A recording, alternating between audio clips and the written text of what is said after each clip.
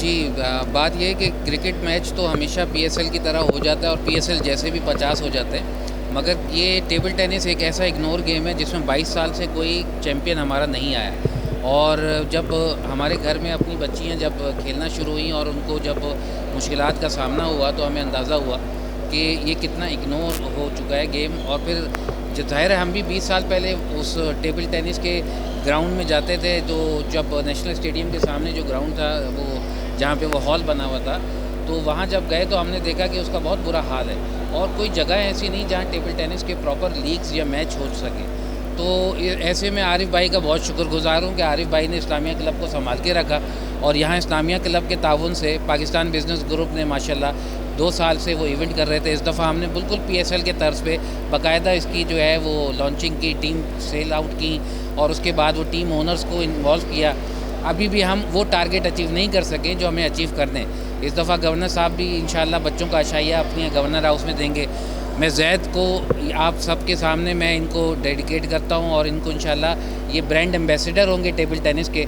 اور نہ صرف ٹیبل ٹینس کے بلکہ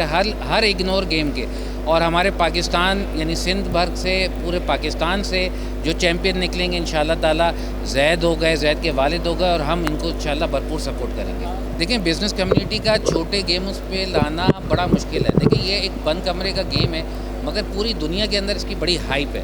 اولمپک کے اندر یہ گیم شامل ہے، ٹھیک ہے نا، اور اولمپک کے اندر ہمارے جو بچے ہیں وہ ماشاءاللہ کسی سے کم نہیں ہیں۔ ابھی آپ یہ اندازہ کریں کہ اسپین کھیل کے آئے، جرمنی کھیل کے آئے، اس کے علاوہ تھائی لینڈ گئے، چائنا میں کھیلا ہے انہوں نے، تو وہ بچے یعنی ٹاپ ریٹنگ بچے ہیں۔ اگر ان کو تھوڑا سا گورنمنٹ سپورٹ کر دے اور ان کو فنڈز وغیرہ دے، کیونکہ والدین کتنا برداشت کر سکتے ہیں وہ،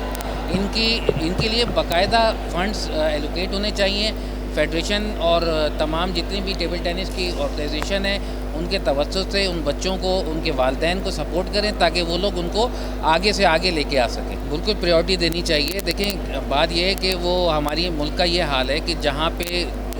جو لاٹھی سے ہاکا بس وہ چلتے چلے گئے تھا، تو یہ نہیں دیکھتے کہ ایک جگہ پہ اگر آپ لوگ لگ گئے ہیں تو دوسری جگہ کو اگنور نہیں ہونا چاہیے۔ وہ اسپورٹس وہ ایکٹیویٹیز ہیں، وہ چاہے انڈور ہو یا آؤٹ ڈور ہوں، ان اسپورٹس کی وجہ سے آپ کے ہاسپٹل ویران ہو جاتے ہیں۔ تو ہماری سب سے زیادہ بجٹ جو ہے وہ اسپورٹس پہ لگنا چاہیے تاکہ ہمارے بچے جو ہے وہ ٹیلنٹ سے آگے بڑھیں اور انشاءاللہ ہمارے ہاسپٹل ویران ہو جائیں۔